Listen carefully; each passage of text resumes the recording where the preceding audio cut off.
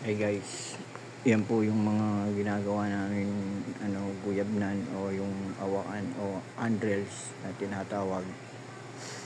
Yan po ay ginawa namin sa shop para mapormahan ng ganyan. Inano namin yung rinuter namin yung kanto at saka yung sa ilalim para yung flat bar sa baba ay maglapat. Yan nga ay ginalagyan nga namin ng screw. Kahit screw uno lang pwede na yan kasi hindi nalulusot yan at matibay na yan.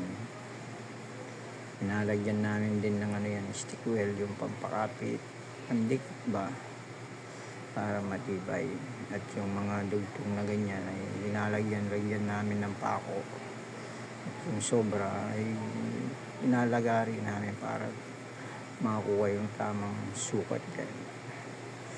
Roll pa yata yung lagari kung ginamit dyan. Ay naku, ano ba yan? Kaya yan yan po yung mga handle nya. Halos 4th floor po yan hanggang sa taas, kaya marami po yan. Kaya lagi po kami pinapawisan dahil medyo mainit nga po yan. Pero okay naman kasi nag-enjoy naman kami sa trabaho namin kahit papaano naman. Yan, at nalagari ko na nga yan. At sa susunod ay iyaano po namin ay bibilugin ko po yung kanto ko na yun, yung kanto niyan para hindi matalayin. At yung gamit ko po na tools na yan ay yan ang tinatawag na spoke saw. Hindi ko alam kung anong tawag sa inyo yan, pero yan ay pangkatam na basta yun na nga yun, basta pampatay ng kanto yan.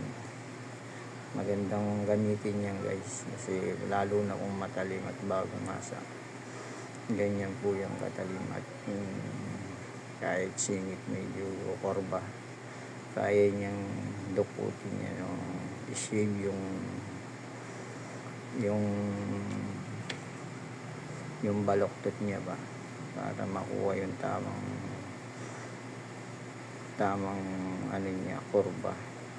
Yan po yung mga tinanggal ko ng kanto.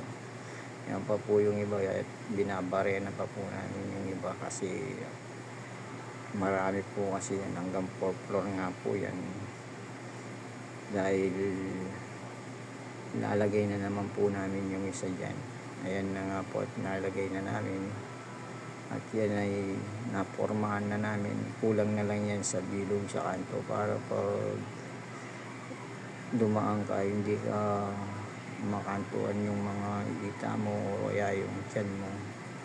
At yan nga ay may dugtong pa yan, pero pag binarnisan yan o linagyan na ng pintura, hindi na yan gaanong halata.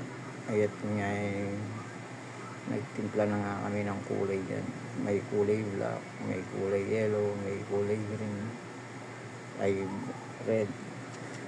Yan po ay pinagsama-sama namin para makuha yung tamang timpla ng parang chocolate ba yan o light lang.